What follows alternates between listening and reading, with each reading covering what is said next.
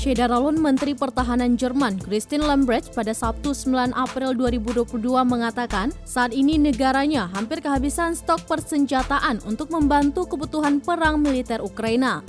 Dalam pengumumannya tersebut, Lambrecht mengakui jika Jerman telah mencapai batas pengiriman senjata ke Ukraina.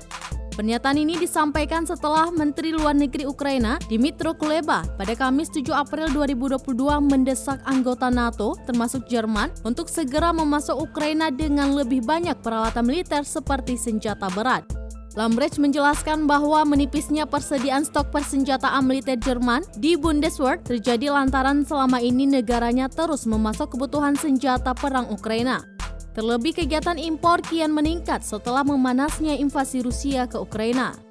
Bahkan baru-baru ini pihaknya juga telah menginvestasikan dana sebanyak 100 miliar euro atau setara 1,2 triliun rupiah atau dalam satuan euro 15,670 rupiah untuk memperkuat angkatan bersenjata Ukraina dalam menghadapi serangan Rusia.